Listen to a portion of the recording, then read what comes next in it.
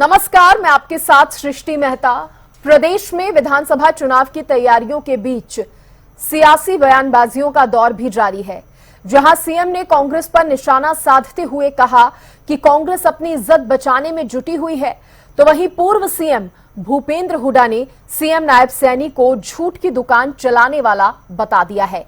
Report देखिए, उसके बाद करेंगे चर्चा।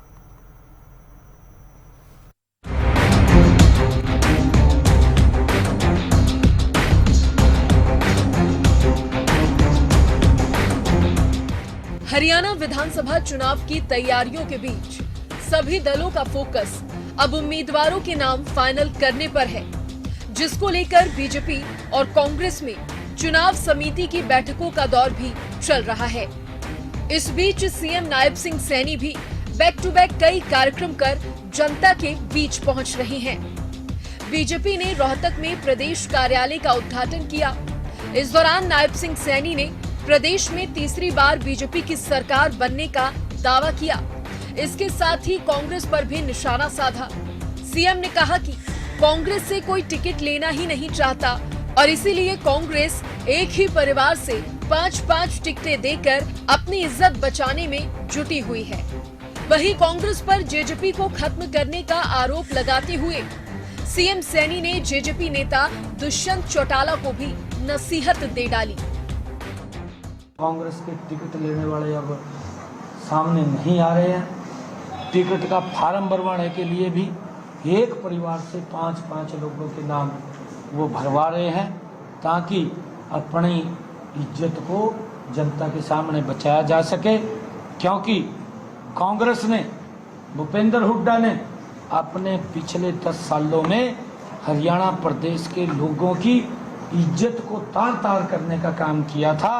अब उनका कोई खाना नहीं बचा, दुकान खाली हो चुकी है। नहीं, वो तो कांग्रेस को मैंने कहा कि उसके साथ आजकल उनका तालमेल चल रहा है। मैंने इसलिए कहा क्योंकि उधर ना हो जाए।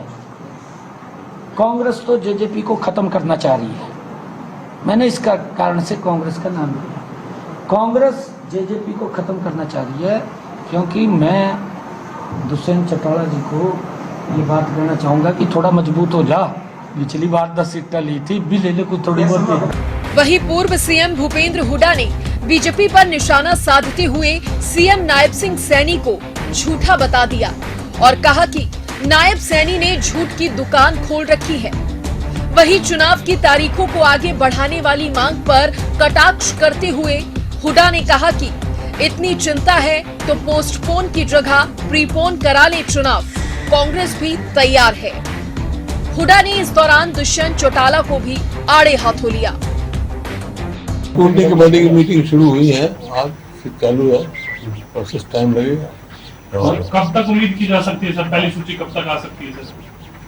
पहले हफ्ते में आज दूसरा सलाहदार अपनी बात कर लेना। दूसरे में सर, दुष्यंत चौटाला ने एक जगह कहा है कि उन्होंने तो एक झूठ की दुकान का ठेका ले रखा है।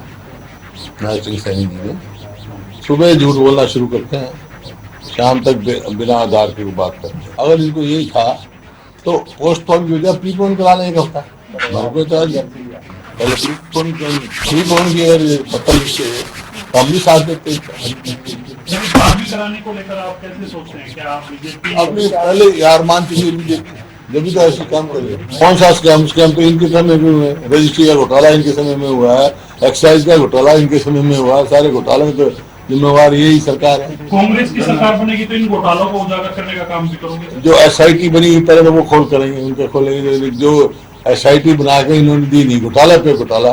तो आप देख लो, रजिस्ट्री घोटाला, धान की खरीद का घोटाला, पेपर लीक घोटाला, कितने घोटाले हैं। ये जमुना घास देखो कहाँ रास्ता ही बदल दिया। माइनिंग का घोटाला कितना बड़ा है, NGT ने भी कितनी बार संज्ञान किया, जुर्माना लगाया है। तो घोटाले पे घोटाला है। चुनावी तैयारियों के बीच सियासी बयानबाजियों का दौर जारी है।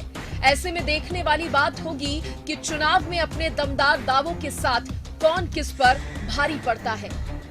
Bureau report, Haryana news.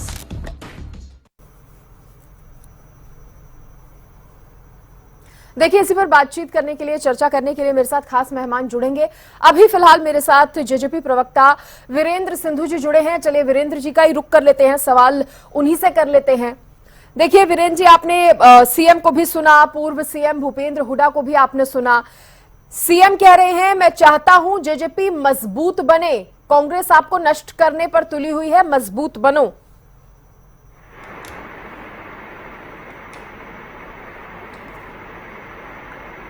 हाँ तो बताइए, मैं ये कह रहा हूं कि इसमें सीएम की बौखलाहट देखिए, कितने बौखलाए हुए हैं वो अपने चुनाव की हार को देखते हुए, जो कि हरियाणा में अब की बार होगा। हरियाणा में भारतीय जनता पार्टी दाएं के आंकड़े को भी नहीं छू पाएगी, डबल डिजिट नहीं कर पाएगी।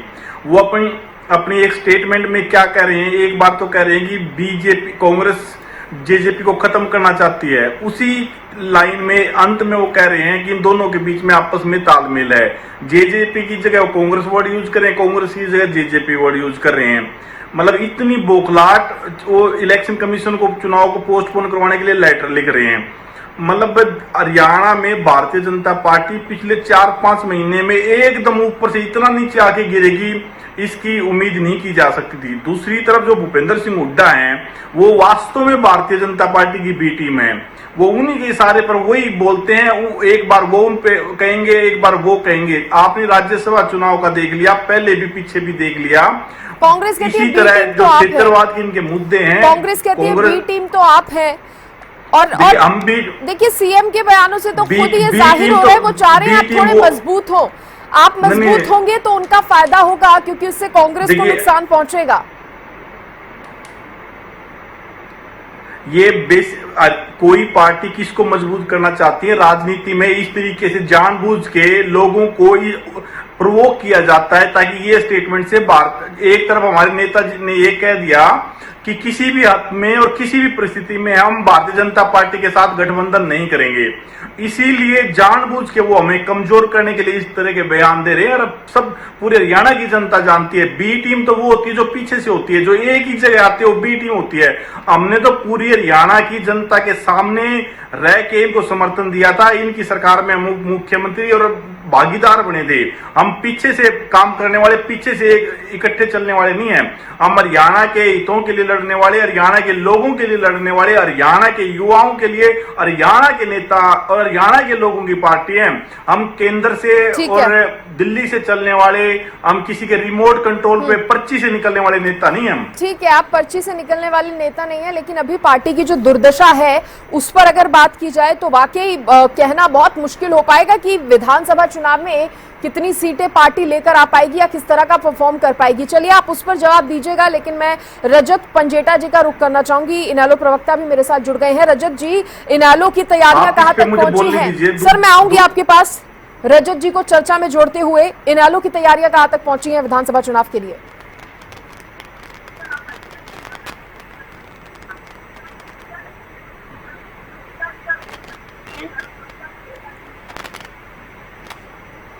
रजत जी, आवाज मिल पा रही है आपको? जी आवाज आ रही है, थोड़ा रुक रुक के आ रही है आपकी। आपकी तैयारियां कहां तक पहुंची हैं विधानसभा चुनाव की? जी अभी हमारे लोकसभा स्तर के ऊपर जो है, अभी हमारे प्रोग्राम जो है वो खत्म हुए हैं और दोनों ही पार्टियों के जो संयुक्त साझा प्रोग्राम है, और वो हमारे केवल अभी सिर्फ एक कार्यकर्ता मीटिंग थी जिसने रैली का रूप लेने का काम किया है। और रैली के रूप में हमें तो ये पता चल गया कि जनता का जो विश्वास है वो आज भी इंडियन नेशनल लोकदल और बहुजन समाज पार्टी के साथ है। ये जनता का रिस्पॉन्स ही बताता है, जिस हिसाब से भीड़ वहां जुटी वो एक कार्यकर्ता सम्मेलन की बजाय एक विशाल रैली के रूप में तब्दील हो गया। तो हमारी तैयारियां हो रही है, चाहे चुनाव एक हफ्ता बाद हो, चाहे चुनाव एक हफ्ता पहले, इंडियन नेशनल लोकदल की तैयारी पूरी। और जनता का विश्वास के देखिए पीछे कारण है, भीड़ तो बीजेपी और कांग्रेस की रैलियों में भी जुट रही है, लेकिन भीड़ को वोट में तब्दील करना ये आसान नहीं होता। देखिए बिल्कुल आपकी बात से मैं सहमत हूँ। भीड़ को वोट में तब्दील करना और ये पैसे देके लोगों को बुलाना, ऐसे बहुत से उदाहरण हम देख चुके हैं। और भीड़ के जहां तक आप बात कर रहे हैं,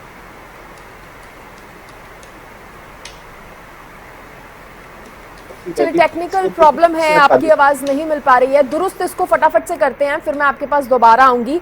इस बीच बीजेपी प्रवक्ता नेहा धवन जी का रुख कर लेते हैं। नेहा जी, भारतीय जनता पार्टी की तैयारियां कहां तक पहुंची हैं? देखिए, बयानबाजी, सियासी बयानबाजियों का दौर जारी है। भूपेंद्र हुड्डा कह रहे हैं कि झूठ की दुकान नायब सैनी ने खोल रखी है, सुबह से लेकर शाम तक बस झूठ ही झूठ फैला रहे हैं।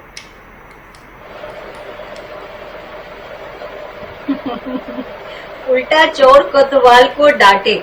सृष्टि जी, जिन्होंने अब तक लोकसभा के चुनाव में आपने देखा झूठ की राजनीति की, झूठ के बल पर इंडिया गठबंधन बनाया और झूठ के बल पर ही वो जितनी भी सीट्स देश भर में लेके गए या हरियाणा में लेकर गए, ये अब जनता को पता चल चुका है।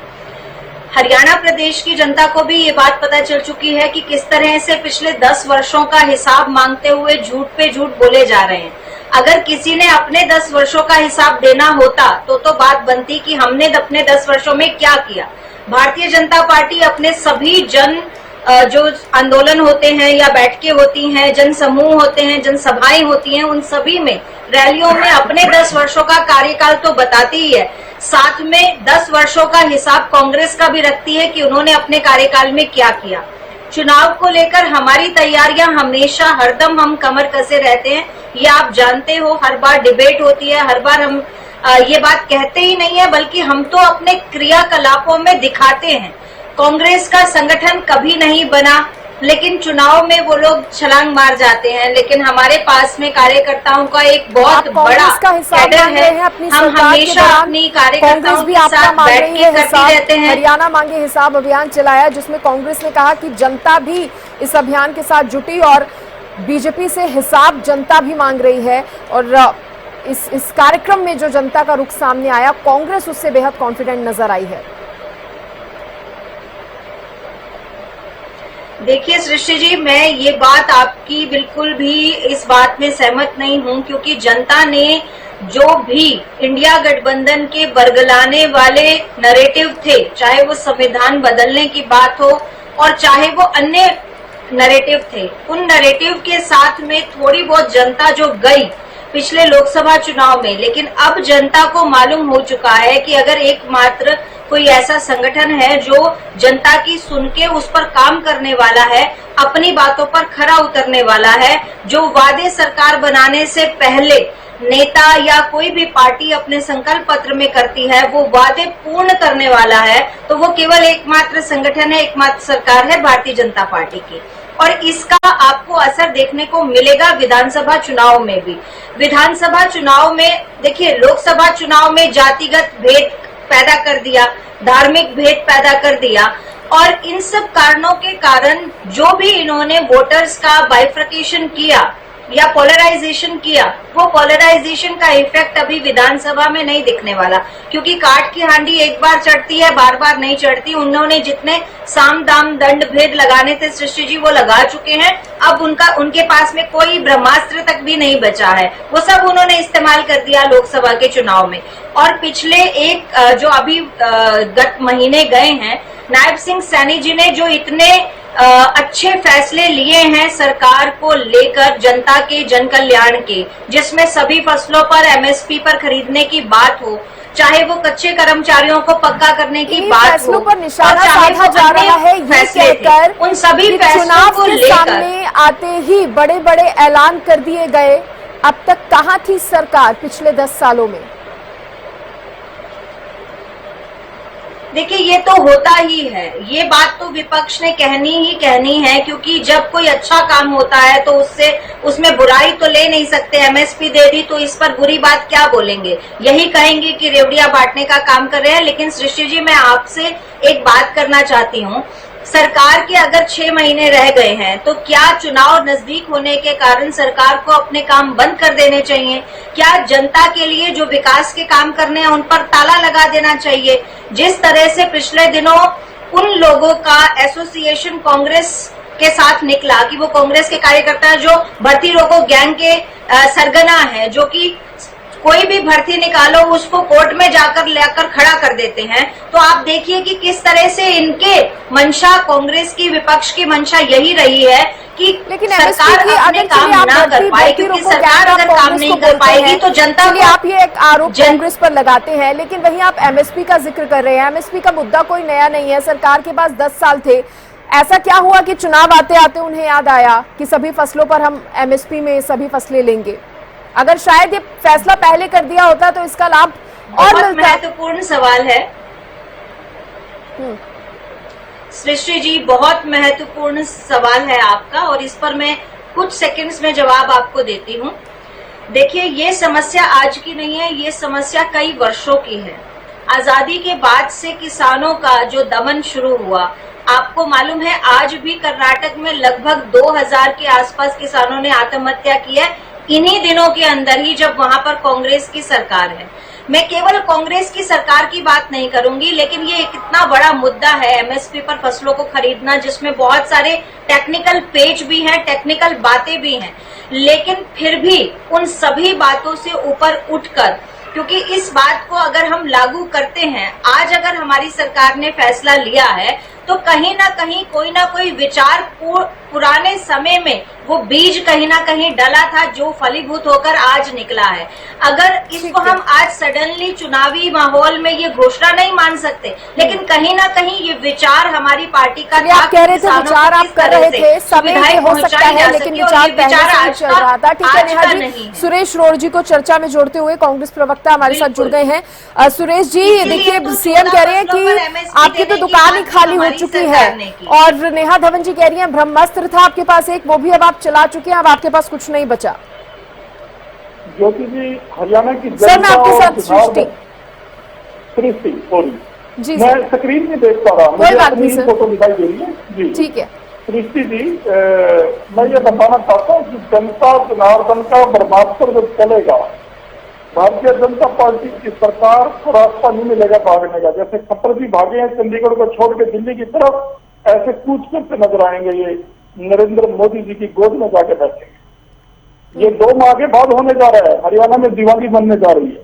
मैं सुन पा रहा था भारतीय जनता पार्टी की प्रवक्ता को, वो कह रहे थे कि जी क्या चुनाव आने से पहले हम अपना काम करना छोड़ दें। ये झूठा आरोप कांग्रेस को लगा रहे हैं कि उन्होंने भर्ती रोक दी। आपने 9.5 साल तक हरियाणा में कहते हैं कि मुस्सी तक नहीं लगाई, और आज आप बड़ी बड़ी घोषणाएं कर रहे हैं। एक बात कांग्रेस पार्टी भारतीय जनता पार्टी से यह भी पूछना चाह रही है कि काला धन विदेश से लाने के लिए जिसका वायदा नरेंद्र मोदी जी ने 14 के चुनाव में जाने से पहले 2012 में करना शुरू कर दिया था कि हम विदेशों से काला धन लेके आएंगे, आज आप एक फूटी कौड़ी नहीं लेके आए। आपको किसने रोका था? ये कांग्रेस पार्टी श्री नरेंद्र मोदी और भारतीय जनता पार्टी से पूछती है। आपने 2 करोड़ रोजगार देने की प्रति वर्ष की बात कही थी, आपने 1 रोजगार भी नहीं दिया। आपको किसने रोका था? क्या कांग्रेस ने कहीं रोका है? आपने डीजल और पेट्रोल 30-35 रुपए लीटर देने की बात कही थी, यही नहीं आपके गुरु योग गुरु बाबा रामदेव ने भी कही थी ये बात। आपने 50 और 60 रुपए का डीजल और पेट्रोल 100 रुपए से ऊपर निकाल दिया। 95 के आसपास कहीं डीजल आपके राज्य में बिका और कई शहरों में 100 के पार यानी पेट्रोल बिका। तो आपको किसने रोका था? आपने एमएसपी देने की बात हमने तो नहीं बुलवाई थी आपसे धक्के से, आप खुद बोलते थे कि भारतीय जनता पार्टी स्वामीनाथन आयोग की रिपोर्ट को लागू करेगी। आपने क्यों नहीं की 10 साल में? नेहा धवन जी कह रही है कि काम चुटकी बजाते ही नहीं हो जाते, इस पर विचार चल रहा था, चर्चा पहले से ही हो रही थी, जब सही समय आया हमने ऐलान कर दिया। अच्छा, भूपेंद्र सिंह हुड्डा जी स्वामीनाथन आयोग की सिफारिशों को लागू करने की कमेटी के चेयरमैन बनते हैं, और चेयरमैन बनकर वो सिफारिश भी करते हैं कि इसको लागू किया जाए। लागू नहीं कर पाए, हम सरकार चली गई, उसके लिए तो बात यह कही जाती है कि अपने समय में क्यों लागू करके गए। लेकिन 10 साल हुड्डा जी की सरकार रही, क्यों नहीं एमएसपी लागू की गई? बोलिए फिर फ्लो खराब हो जाता है चर्चा का, डिबेट का फ्लो खराब होता है, समय भी बर्बाद होता है। तो आप सुन रहे थे, आपने सुन लीजिए, आप अपनी बारी पे अपनी बात रखिएगा। ठीक है रोड साहब, ऐसा सीएम को ऐसा क्यों लग रहा है कि कांग्रेस की दुकान खाली हो चुकी है, आपकी पार्टी में कोई टिकट लेने वाला ही तैयार नहीं है, इसलिए एक ही परिवार से 5-5, 3-3, 4-4 टिकटें बांटनी पड़ रही हैं? सृष्टि जी, जो पार्टी खुद ये कहने लगे अपने आप आचार संहिता लगा के चुनाव आयोग इनके अधीन है और अब कहने लगे कि चुनाव जल्दी हो रहे हैं तो थोड़ा समय और चाहिए। पहले तो इन्होंने झूठी घोषणाएं करी, झूठी घोषणाओं के बाद जब विपक्ष का यानी कांग्रेस पार्टी का इनके ऊपर दबाव पड़ा कि या तो आप मानो आपने घोषणाएं झूठी करी है, आपके पास समय नहीं है ना आप लागू करना चाह रहे, तो जब ये फंस गए चोर दरवाजे से झूठी घोषणाओं को लागू करने से बचने के लिए, चोर दरवाजे से निकलने के लिए आनंद फानंद में 20 दिन पहले इन्होंने कोड ऑफ कंडक्ट यानी आचार संहिता लागू कर दी। ये प्रदेश की जनता समझ चुकी है। अब ये प्रदेश की जनता को द्वारा भ्रमित करने के लिए, विपक्ष का ध्यान उसकी तैयारियों से हटाने के लिए आगामी विधानसभा चुनाव में, तो ये द्वारा कहने लगे कि इतने समय और चाहिए, चुनाव में छुट्टियों का और हवाला देकर ये कह रहे चुनाव को थोड़ा आगे टाला चाहिए। इससे ये स्पष्ट होता है श्री स्थिति में आपके जिम्मेदार चैनल पर बड़ी दावे की बात बताता हूँ, कांग्रेस पार्टी के दावा बताता हूँ कि भारतीय जनता पार्टी नायक सिंह सरकार ने हार मान ली। ठीक है, ठीक है। जब कोई चुनाव से पीछे हटने लगे तो समझ लो उसको अपनी ठीक है, आप कह रहे हैं बीजेपी ने हार मान ली है इसलिए पोस्टपोन कराने की मांग तारीख को कर रही है और इस बात का साथ इनेलो ने भी दिया है। इसलिए रजत पंजेटा जी से सवाल कर लेती हूँ, पहले भी वो अपनी बात पूरी नहीं रख पाए थे। रजत जी आप अपनी बात पूरी कीजिए। साथ ही मेरा सवाल आपसे ये भी है कि आपने भी चुनाव जो है उसकी तारीख को आगे बढ़ाने की मांग की है, उसके लिए लेटर आपने भी लिखा है और इस पर सांसद दीपेंद्र हुड्डा ने भी तंज कसा था। उन्होंने कहा था कि बीजेपी की बी टीम है इनेलो, इसलिए जो जो बीजेपी करती है वो इनेलो और जेजेपी को करना होता है। रजत जी देखिए, दीपेंद्र जी ने जो बयान दिया है, दीपेंद्र जी से ये तो पूछ लीजिए कि आप मुझे ये बताएंगे कि पिछले 10 वर्ष में या 5 वर्ष में आप तो सेटिंग करके भाजपा के साथ सुरेश जी तक आवाज नहीं पहुंच पा रही है पीसीआर, तो उस टेक्निकल प्रॉब्लम को दुरुस्त कर लीजिए। नहीं, वो कह रहे थे आपको आवाज आ रही है मेरी? ठीक है रजत जी, आप तक मेरी आवाज आ रही है, शायद सुरेश रोड जी को नहीं मिल पा रही है। ठीक है रजत जी, आप बोलिए, अपनी बात पूरी कीजिए। देखिए, दीपेंद्र हुड्डा जी से ये पूछिए कि पिछले 5 साल में 10 साल में आपको या आपके किसी कार्यकर्ताओं को भाजपा की तरफ से कोई यातनाएं या आपने कुछ सहन किया है? हमारे ऊपर तो अगर आप बात करते हैं तो हमारे ऊपर तो सरकार की वजह से हमारे ऊपर या हमारे कार्यकर्ताओं के ऊपर तो बहुत बर्बरता अपनाई गई है। आप बताइए कि जब काले कानून थे तब आप किसकी साइड थे? आप दे देते अपना इस्तीफा, या आपके किसी प्रदेश अध्यक्ष को गोलियों से भून दिया गया और उसमें भाजपा के नेता का नाम आ रहा हो, या कोई ईडी की रेड हमारे ऊपर ईडी की रेड हो रही है, ठीक है, हमारे नेताओं के शोरूम के ऊपर फायरिंग हो रही है, हमारी सिक्योरिटी ले ली जाती है, अभय सिंह जी को खुद को धमकियां आई और फिर भी हमारी सिक्योरिटी विड्रॉ कर ली गई, या विधानसभा में आपको वॉकआउट करते देखा है, या अभय सिंह जी को स्पीकर किस तरह पीछे पड़ के नेम करते हुए देखा है? आप तो चुपचाप वॉकआउट करके चले जाते हो। कोई लड़ाई आपने लड़ी हो तो बताइए।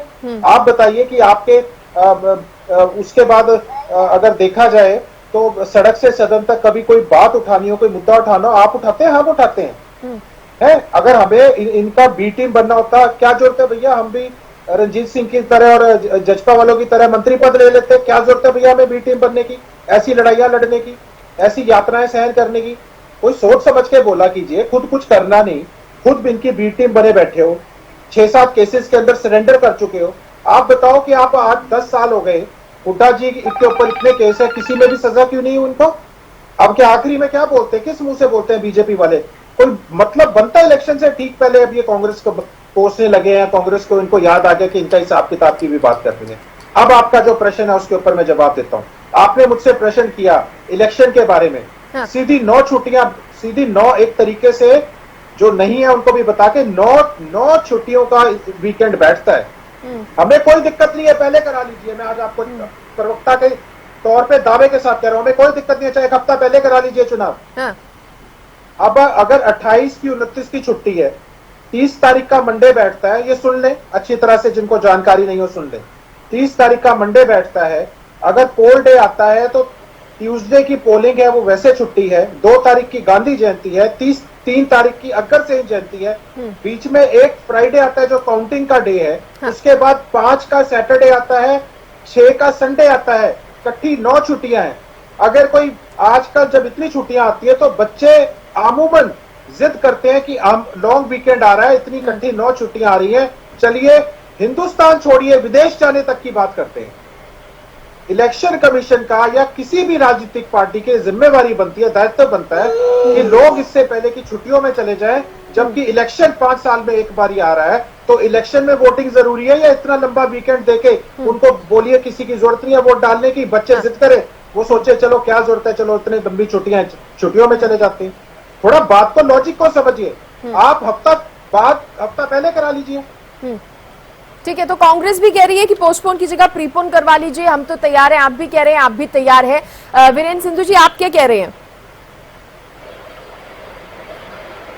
देखिए, इंडियन नेशनल लोकदल पार्टी जमीनी हकीकत से बिल्कुल दूर जा चुकी है। वो कैसा मजाक कर रही है, मतलब हरियाणा के हालात कैसे हैं, कितने लोग हरियाणा के लोग वीकेंड पर दूसरे देश में घूमने के लिए जाते हैं। आप किसी एक गांव से देखिए, किस गांव से या किस शहर से कितने लोग छुट्टियों में दूसरी जगह पे घूमने या दूसरी प्रदेश में घूमने के लिए जाते हैं। मैं कहता हूं पूरे प्रदेश में मुश्किल से ये संख्या 100-200 भी नहीं हो सकती। मतलब ये लोग, हरियाणा की भारतीय जनता पार्टी ने इतने बुरे हालात कर दिए हैं और हरियाणा के लोग घूमने के लिए विदेश जाएंगे। नहीं, विदेश नहीं जाते तो और अलग राज्यों में तो चले जाते हैं, ये आप भी जानते हैं। छुट्टियां आती हैं तो हर कोई, हर परिवार चाहता है कि चलो कितनी संख्या में निकला जाए। आप इसको समझिए। एक तो वोटिंग के दिन एक छुट्टी होगी तो आदमी चाहेगा कि मैं अपने काम निपटाऊं, और जब एक वोटिंग के टाइम पे 5-6 छुट्टियां होगी तो वो अपने काम भी निपटाएगा और अच्छे से गांव में या जहां पे उसका मतदान केंद्र होगा वहां पे जाके वोट भी करके आएगा। अगले दिन भी रिलैक्स करेगा, 3-4 दिन और रिलैक्स करेगा। इससे वोटिंग परसेंटेज बढ़ेगी। अच्छा। प्रैक्टिकल देखा जाए, इतनी छुट्टियां होने से जो लोग बाहर हैं वो आएंगे हरियाणा में वोट डालने के लिए। कोई दूसरी स्टेट में है वो हरियाणा में आएंगे, कोई गवर्नमेंट सर्वेंट है वो भी आएंगे। इससे मतदान बढ़ेगा ना कि घटेगा। ये मजाक कर रहे हैं, जमीनी हकीकत से दूर जा चुके हैं और ये चुनाव में इनका मतलब सिर्फ और सिर्फ आगे लेके जाना। इनको पता है कि क्या बुरा हालात है भारतीय जनता पार्टी की। चुनाव के बाद मान्यता खत्म हो जाएंगी। ठीक है, नेहा धवन जी, पोस्टपोन की जगह प्रीपोन करवा लीजिए। और जेजेपी तो कह रही है कि अच्छा है, छुट्टियां पड़ रही हैं, वोटिंग परसेंटेज बढ़ेगा।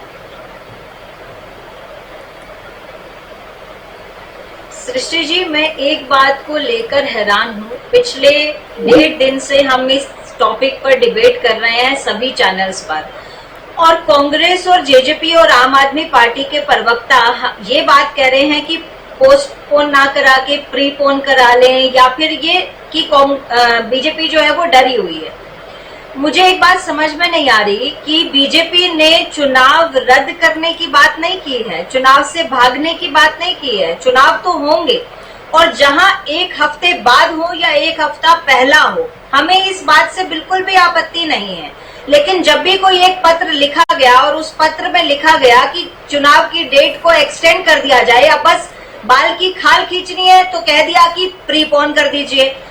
आपने सिर्फ और सिर्फ निकालनी है। विपक्ष का क्या केवल यही काम रह गया है? क्या मानसिकता इतनी कम हो जाएगी, इतनी छोटी मानसिकता हो जाएगी? और दूसरी बात ये, अगर आप इतने कॉन्फिडेंट हैं, कांग्रेस इतनी कॉन्फिडेंट है, जेजेपी इतनी कॉन्फिडेंट है, आम आदमी पार्टी इतनी कॉन्फिडेंट है, तो 1 हफ्ते में आपको क्या डर सता रहा है कि बीजेपी जो आपके वोटर हैं वो बीजेपी के वोटर बन जाएंगे, या बीजेपी वोटर अपनी वोटर परसेंटेज बढ़ा लेगा? ये कैसी बात कर रहे हैं आप? और दूसरी बात ये है कि जब भी जेजेपी इस बारे में बात कर रही है या कांग्रेस बात कर रही है, तो वो केवल और केवल ग्रामीण वोटर्स की बात कर रहे हैं। क्या आपको शहरी वोटर्स नहीं चाहिए?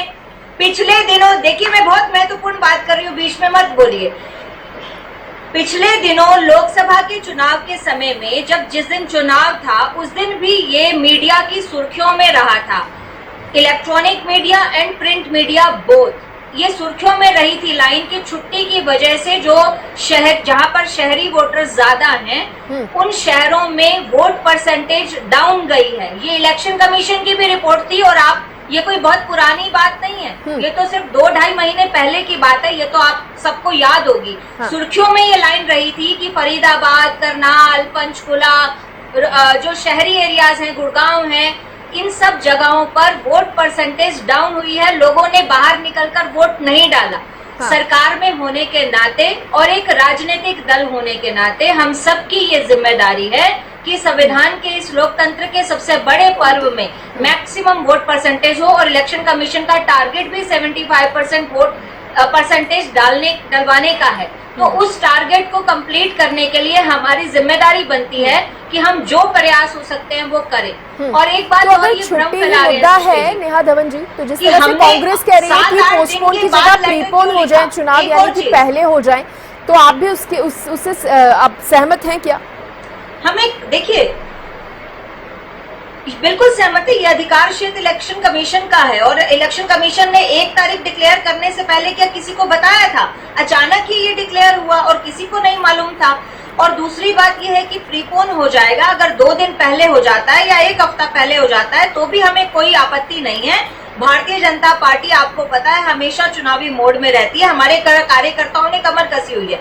और एक भ्रम ये और फैला रहे हैं कि हमने लेटर लिखा तो 7-8 दिन क्यों लग गए, और इन्होंने कहा कि हमने लेटर लिखा तो बिश्नोई समाज ने भी लेटर लिखा।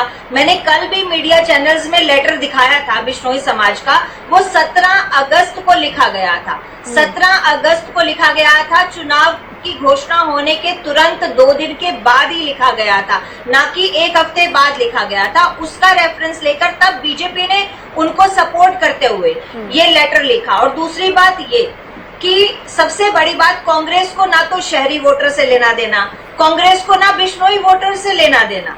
मुझे ये समझ में नहीं आ रहा क्या ये संवैधानिक गैर संवैधानिक बात हमने की। और अगर बीजेपी ने ये पत्र लिख दिया बिश्नोई समाज का सपोर्ट करते हुए और अपनी गंभीरता दिखाते हुए कि मैक्सिमम वोट परसेंटेज बढ़े, मैक्सिमम हो वोटिंग, इस बात को देखते हुए अगर 2 पॉलिटिकल पार्टीज ने ये स्टैंड लिया है तो इसका ये मतलब थोड़ी रहे कि वो डर के घबरा रहे हैं। डर तो आप रहे हैं कि 1 हफ्ता लेट हो जाएगा तो वोट परसेंटेज आपकी ट्रांसफर बीजेपी में आ जाएगी, आपका वोटर खिसक जाएगा क्या? बीजेपी की ओर चला जाएगा आपका वोटर चुनाव लेट होने से? दूर कर देंगे, एक व्यक्ति के दिल से दूर कर देंगे। रोड साहब नहीं, ये तो ऐसे कह रहे हैं कि जैसे शहर इन्होंने बसाई है।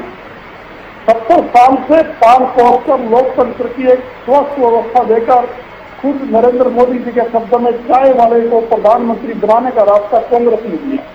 शर्म आनी चाहिए गांव को शहर को डिवाइड करते हुए। जैसे कांग्रेस पार्टी पूरे हरियाणा की जनता जानती है, ये लोग कूद डालो राज करो, शहर को गांव से लड़ाएंगे, गांव को शहर से लड़ाएंगे। इन लोगों की ये मनसा, मैं बीच में नहीं मोबाइल को बंद कीजिएगा, मैं बीच में नहीं बात की है।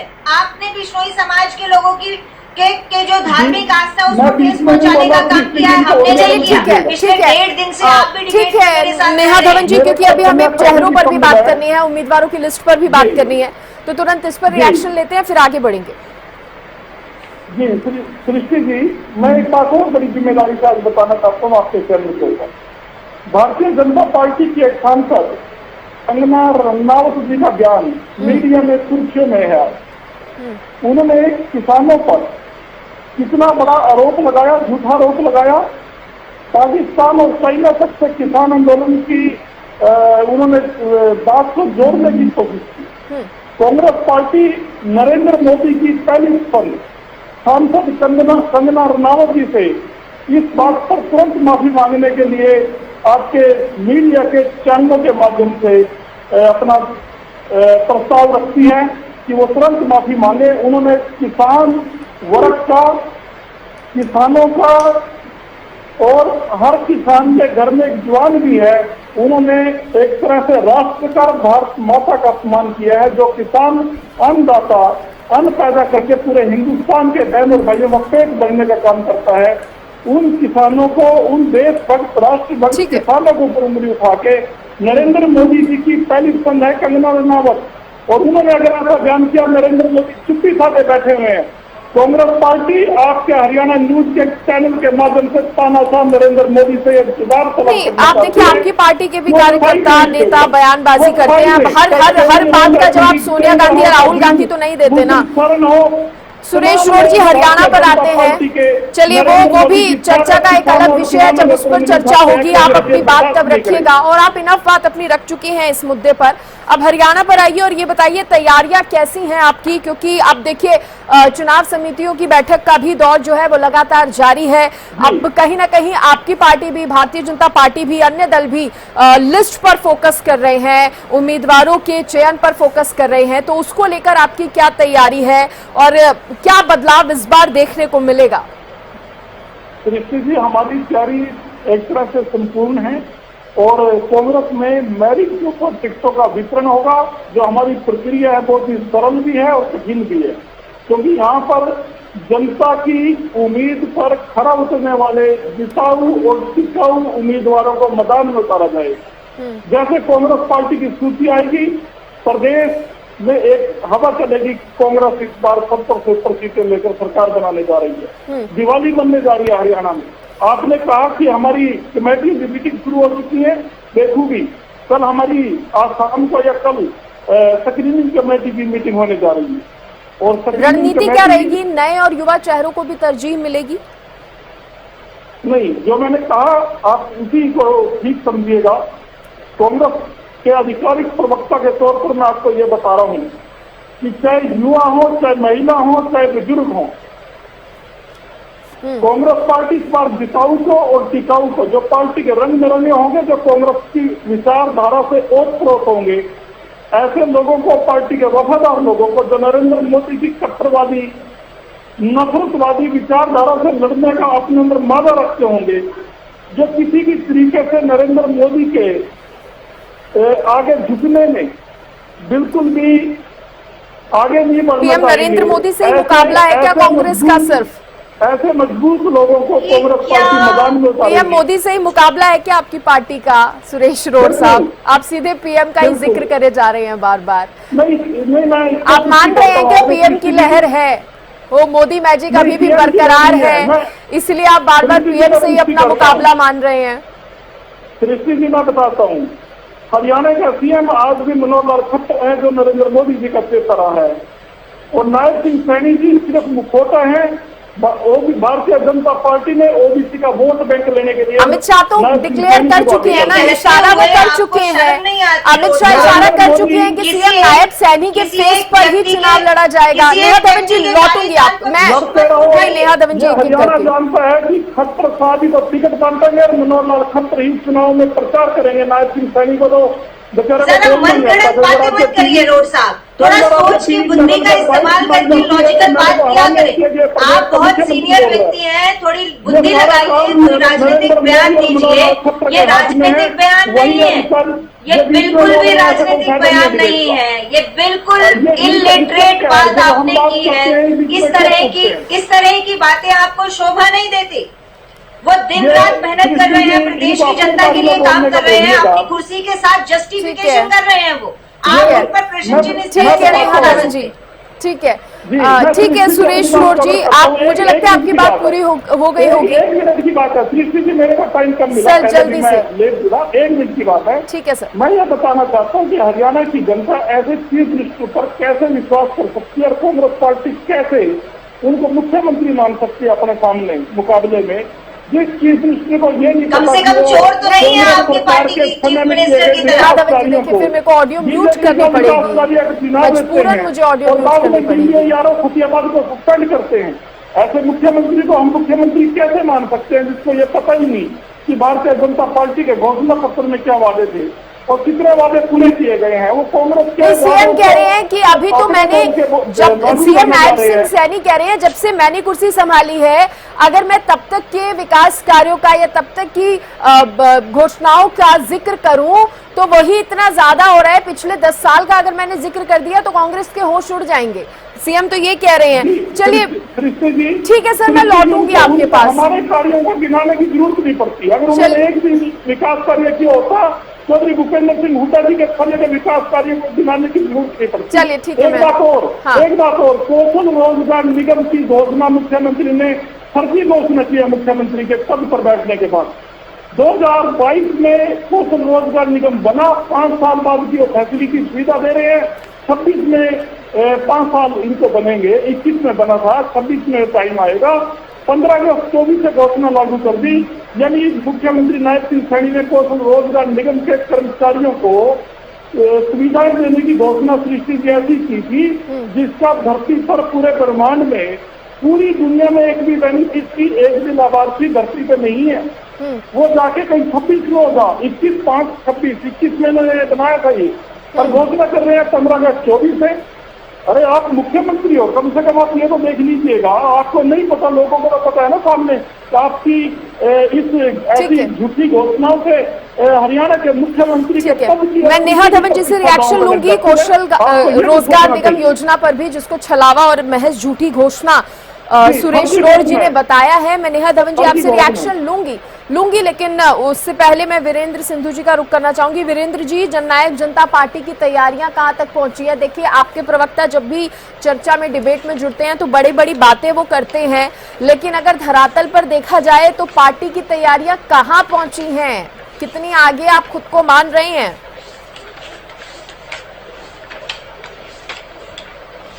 वीरेंद्र सिंधु जी, आवाज मिल पा रही है? चलिए, संपर्क शायद टूट गया है। वीरेंद्र जी, अब आवाज मिल पा रही है आपको? हाँ जी, बताइए जी। जननायक जनता पार्टी की तैयारियां धरातल पर अगर मैं पूछूं तो कितनी आगे बढ़ी हैं? क्योंकि अब बीजेपी कांग्रेस तो आप खुद देख रहे हैं, बैक टू बैक बैठकों का दौर भी जारी है, अब लिस्ट पर चर्चाएं हो रही हैं। आपकी पार्टी की तैयारी कहाँ है, कहाँ पहुंची है? कांग्रेस की लिस्ट की चर्चा करने की इसलिए भी जरूरत नहीं है क्योंकि कांग्रेस पार्टी कभी भी लड़ने वाले की चर्चा कर रही हूँ। हाँ, मैं उसी पे मैं बात कर रहा हूँ। कांग्रेस पार्टी परिवारों को टिकट देगी, आनंद सिंह डांगी के बेटे को टिकट देगी, कैप्टन अजय यादव के बेटे को टिकट देगी, जयप्रकाश का बेटा टिकट मांगेगा। उससे पहले कह रहा हूँ, भारतीय जनता पार्टी इधर उधर से भागे हुए, जैसे किरण चौधरी को दी, जैसे नवीन जिंदल को दी, जैसे रणजीत चौटाला को दी, ऐसे खरीद के लेके आएगी, उनको टिकट देगी। और जैसे जेजेपी पार्टी छोड़े हुए विधायकों को टिकट देगी, ये भी आप जोड़ना चाह रहे होंगे बीजेपी के लिए?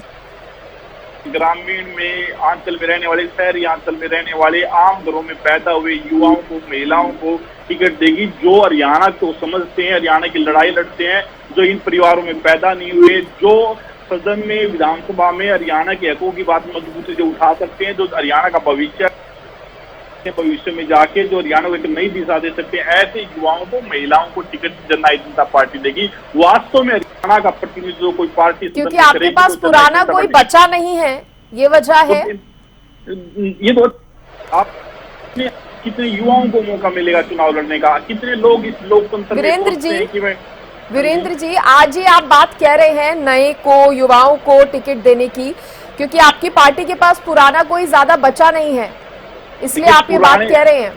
देखो, मैं फिर ये कहता हूँ कि हरियाणा में, ये नहीं देश में भी ऐसा होना चाहिए कि जो लोग राजनीति की इच्छा रखते हैं, जो राजनीति में कुछ करना चाहते हैं, उनको मौका दिया जाए, और उन नए लोगों को मौका तभी मिलेगा जब पुराने जाएंगे। और हम तो वैसे भी हो सकता है उनको टिकट देते या ना देते, वो वैसे चले गए, और भी अच्छी बात है, ताकि युवा लोग आएंगे, महिलाएं आएंगी, खिलाड़ी आएंगे, जो अच्छे लोग आएंगे, वो आएंगे, चुनाव लड़ेंगे, चुनावदार उनका होगा, वो सदन में पहुंचेंगे, वही अच्छी लड़ाई लड़ सकते हैं। ये जो लोग जैसे भी हैं, जो परिवारों से आए हैं या फिर जैसे भी इधर उधर से इधर टिकट दल बदल के आए हैं, ये लड़ाई नहीं लड़ सकते, ये अपने स्वार्थ के लिए लड़ेंगे। और जननायक जनता पार्टी ने पिछली बार भी ऐसे किया था, इस बार भी जननायक जनता पार्टी की टिकट से ही पहली बार बबली जो इतने सालों से मेहनत करे थे, वो सदन पहुंचे, रामचंद्र काड़ा सदन पहुंचे, डांडा जी सदन पहुंचे, जितने भी लोग सदन में पहले पहुंचे, हमारी टिकट पे पहली बार सदन में पहुंचे। और अब भी ऐसा ही होगा, जो असली मौका दिया जाएगा हरियाणा के लोगों को, जननायक जनता पार्टी देगी। और मैं ज्यादा लंबी बात नहीं कर रहा, इनकी जो सेंटर से पर्ची निकलेगी वो आदमी बन जाएगा, वो कैसा नहीं होगा। हरियाणा में अगले 40 साल तक एक ही नेता चलेंगे, वो है दुष्यंत चौटाला जी। वही हरियाणा के लोगों की लड़ाई सदन में रह के, मुख्यमंत्री बन के, और इवन केंद्र तक जाके लोगों की लड़ाई। आप बड़ी बड़ी बातें कर रहे हैं, लेकिन अभी पार्टी ऐसी स्थिति में पहुंची हुई है कि उसको कंसीडर ही नहीं कर रहे दूसरे दल, खासतौर पर बड़े दल बीजेपी और कांग्रेस।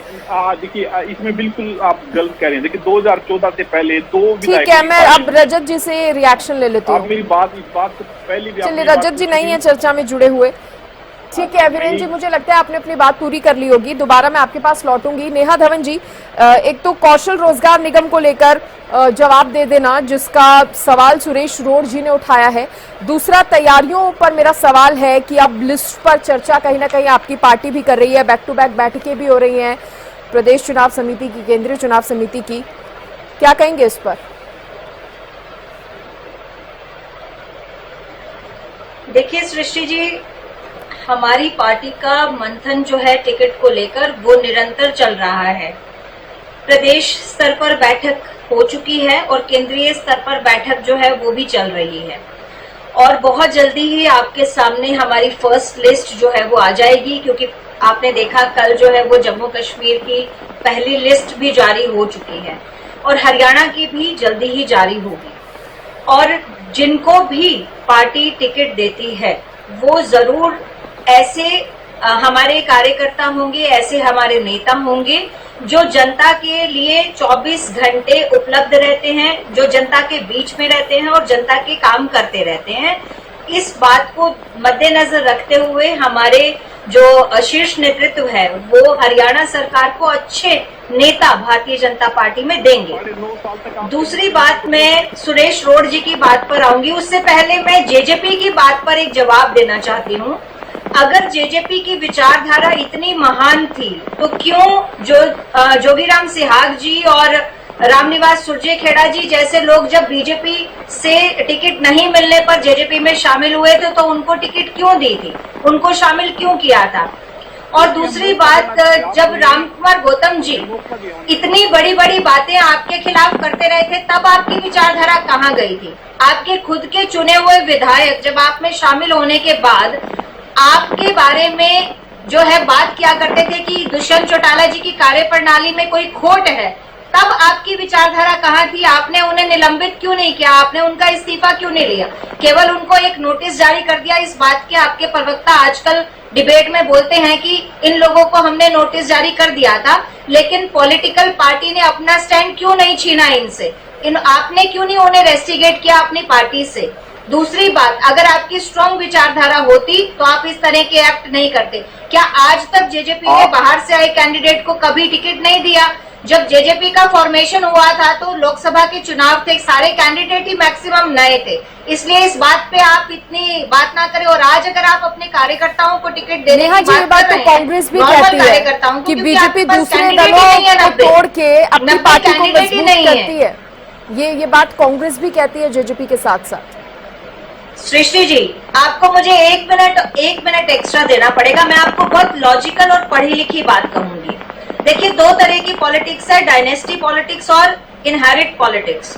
डायनेस्टी पॉलिटिक्स जो हरियाणा राज्य में हमेशा आज तक बनने के बाद से चली आ रही है, जिसमें जेजेपी, आईएनएलडी, कांग्रेस शामिल है। डायनेस्टी पॉलिटिक्स का मतलब है एक ही परिवार के बहुत सारे सदस्यों का राजनीति में हस्तक्षेप होना, चुनाव लड़ना, नेता बनना, जीतना और सरकार में शामिल होना। आपने जितनी पॉलिटिकल पार्टीज देखी होंगी, एक ही परिवार के मैक्सिमम लोग डायनेस्टी पॉलिटिक्स के तहत पॉलिटिक्स करते आए हैं हरियाणा में। इनहेरिटेंस पॉलिटिक्स वो होती है जिसमें पिता से पुत्र के पास गई या पिता ने पहले जो है पॉलिटिकल सिनेरियो में रहे, उसके बाद अगली पीढ़ी उनकी सिनेरियो में आई। लेकिन भारतीय जनता पार्टी एकमात्र ऐसी पार्टी रही है जिसमें डायनेस्टी पॉलिटिक्स और इनहेरिटेंस पॉलिटिक्स का बहुत मिनिमम परसेंटेज रहा है। हमने सारे नए और पहली जनरेशन के ही नेता दिए हैं। क्या ओम प्रकाश चौटाला जी की ओम प्रकाश धनखड़ जी की पिताजी पॉलिटिक्स में थे? नहीं थे। क्या कैप्टन अभिमन्यु जी के पिताजी पॉलिटिक्स में थे? नहीं थे। क्या सुभाष बराला जी की पिताजी पॉलिटिक्स में थे? नहीं थे। क्या उनके परिवार के अन्य नेता हैं? नहीं है। क्या अनिल विज जी के और कोई फैमिली मेंबर इस पार्टी में सक्रिय है? नहीं है। आप देखिए कि जितने हमारे भारतीय जनता पार्टी इसीलिए भारतीय जनता पार्टी के ऊपर दूसरे दलों को तोड़कर अपनी पार्टी में जोड़ने का और अपनी पार्टी को मजबूती देने का आरोप लगता है। नेहा धवन जी, देखिए ये आरोप तो देखिए, आरोप लगाना तो आपको आवाज मिल रही है? बिल्कुल मिल रही है। सृष्टि जी, आरोप तो कुछ भी लगाया जा सकता है ना। जिस बात पे आपको आपत्ति हो उस बात को आरोप में बोल दीजिए, जो बात पे आपके पास लॉजिकल जवाब ना हो उस बात को आपने आरोप के माध्यम से कह दिया। लेकिन ये बात बिल्कुल भी झूठ नहीं है कि कोई भी अपना कुनबा बड़ा नहीं करना चाहता। क्या आज कोई भी दल से, जेजेपी से छोड़कर अगर कोई कांग्रेस में शामिल होना चाहे तो क्या कांग्रेस मना कर देगी? बिल्कुल नहीं करेगी। कोई आईएनएलडी से छोड़ के जेजेपी में जाना चाहे तो क्या वो मना करेंगे? नहीं करेंगे। कोई आम आदमी पार्टी में जाना चाहे कोई मना नहीं करेगा। तो फिर बीजेपी अगर कोई हमारी पार्टी में शामिल होना चाहता है तो बीजेपी अगर लेती है तो उस पर प्रश्न चिन्ह क्यों, उस पर सवाल क्यों? ये बातें तो विपक्ष के लोग उठाते ही रहते हैं। अब आपकी बात पे आती हूँ HKRM का। देखिए, क्या पहली बार हरियाणा की भाजपा सरकार ने कच्चे कर्मचारी भर्ती किए हैं, कॉन्ट्रैक्चुअल बेसिस पर कर्मचारी भर्ती किए हैं? बिल्कुल नहीं। हमसे पहले भी कांग्रेस की सरकार रही, चौटाला साहब की सरकार रही, कॉन्ट्रैक्चुअल बेसिस पर एम्प्लॉय भर्ती होते थे। लेकिन प्रक्रिया क्या थी?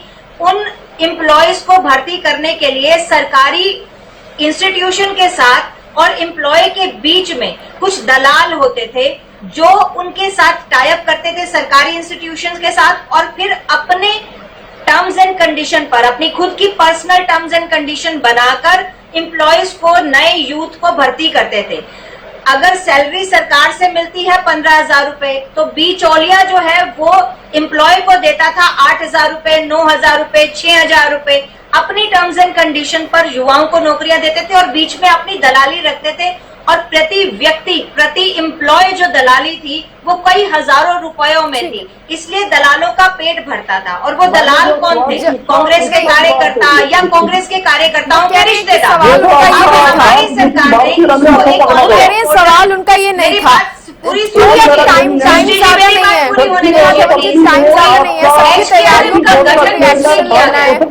सबकी तैयारियों पर मुझे रिएक्शन लेना है। इनेलो से रजत पंजेटा जी की जगह रजवंत डहिलवाल जी भी मेरे साथ जुड़ गए हैं। रजवंत जी से मैं लूंगी रिएक्शन, लेकिन उससे पहले सुरेश रोड जी आप फटाफट से अपनी बात रखिए। देखिए, डायनेस्टी पॉलिटिक्स करने का, परिवारवाद वाली पॉलिटिक्स करने का आप पर एक बार फिर से आरोप जो है वो लगा है। जल्दी से अपनी बात रखिएगा। जी, मैं भारतीय जनता पार्टी की प्रवक्ता साथी से ये जरूर पूछना चाहूंगा, जो परिवारवाद का आरोप इन्होंने कांग्रेस पार्टी पर लगाया और बीजेपी को परिवारवाद से दूध की धुली बताया, मैं बताना चाहता हूँ कि इन्होंने चौधरी देवीलाल के साथ भी सरकार चलाई समझौते, उनके सुपुत्र ओम प्रकाश चौटाला के साथ भी सरकार चलाई। क्या ओम प्रकाश चौटाला देवीलाल का सुपुत्र नहीं था? क्या वो परिवारवाद नहीं था? इन्होंने ओम प्रकाश चौटाला जी के पोस्टर दुष्यंत चौटाला के साथ भी मनोहर खट्टर जी की सरकार चलाई। क्या वो परिवारवाद नहीं था? इन्होंने चौधरी शमशीलाल के साथ भी समझौते में सरकार चलाई और आज शमशीलाल की पुत्र वधू किरण चौधरी के साथ भी ये राज्यसभा का चुनाव लड़ने जा रहे हैं। कि यह परिवारवाद नहीं है? यही नहीं, भारतीय जनता पार्टी का डॉक्टर मंगल सेन जी के परिवार में चले जाएंगे, या सीताराम सिंगला जो गुड़गांव से विधायक थे, क्या उनके बेटे को सिंगला जी के बेटे को इन्होंने पिछली बार टिकट नहीं दिया गुड़गांव विधानसभा से? और आप फिर कंफ्यूज कर रहे हैं रोड साहब, आप तो टेक्निकल बात को ही कंफ्यूज कर रहे हैं। डायनेस्टी पॉलिटिक्स, परिवारवाद वो नहीं है जो आप कह रहे हैं, वो इनहेरिटेंस पॉलिटिक्स है, वो विरासत की पॉलिटिक्स है, एक जनरेशन से दूसरी जनरेशन में आकर।